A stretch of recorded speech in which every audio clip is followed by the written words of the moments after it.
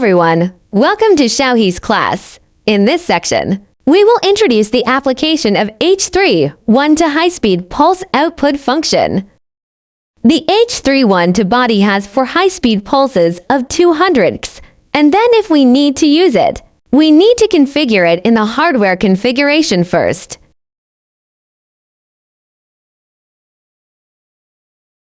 Open Hardware Configuration. Directly click the Axis Configuration wizard, and then double-click on the pulse axis to add the pulse axis. We can see that a pulse axis has been added, and you can add 3 more channels left. After selecting, you can set the axis number and the name of the axis here. Click OK to add an axis. If you don't need it, just delete it. A 0 axis has been configured here. You can take a look at the axis parameter information. You can choose the linear axis or the rotary axis, and then you can choose the level of the motor output direction, the output delay time in the pulse direction, and the point of the pulse and direction output.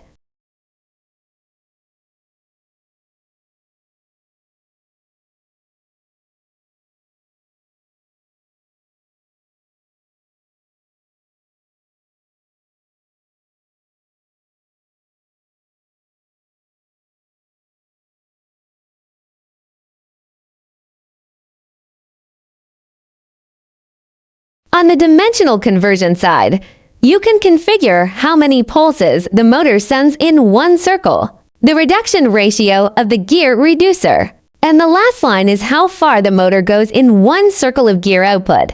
The unit is defined by the user, such as 10 mm for the screw. In the speed limit, you can set the maximum and minimum speed of the motor, start and stop speed, and maximum and minimum acceleration. We need to pay attention to the speed here as a limit. In addition, the PLC can send a maximum pulse frequency of 200 kHz. So after configuring the parameters through dimensional conversion, the unit of the value we enter in the program control instruction is the application unit. When the unit is converted into a pulse, its frequency cannot be higher than 200 kHz. Soft limit can be enabled on the restriction interface. And then this hardware limit is when using the return to the original function. If the return to the original mode involves positive and negative limits, it is configured on the restriction side. After completion, click Finish. And then you still need to call the PLC Open Instruction Library in the program to control it.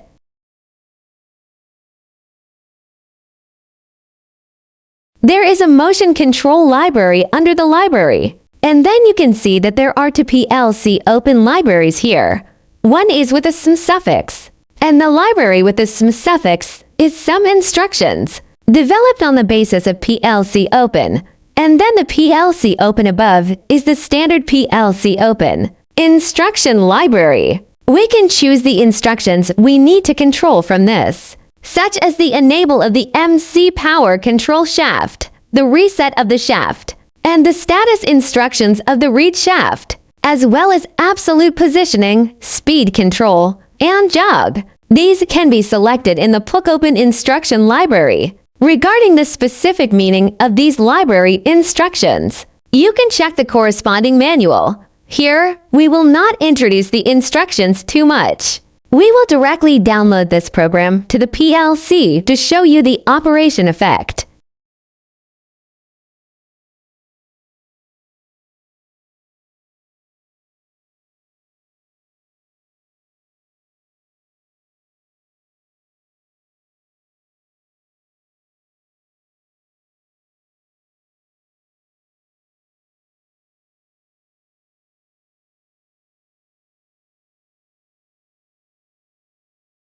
First of all, let's take a look at the MC power.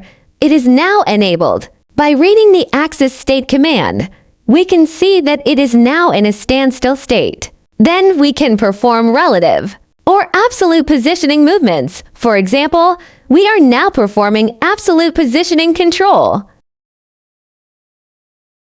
The unit of these parameters entered on the instruction is the application unit, not the pulse. Trigger it. You can see that it is running. Give a new position and trigger the run again.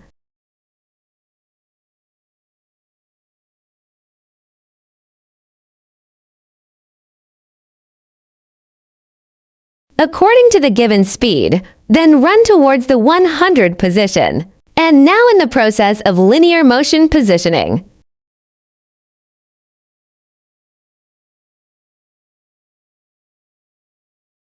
After changing the parameters on the instruction, it must be retriggered to take effect. And then there's the speed control. And there's the jog control. Set the speed and acceleration and deceleration. After triggering, you can see that the shaft is running at the given speed. Trigger the reverse jog and take a look at the operation.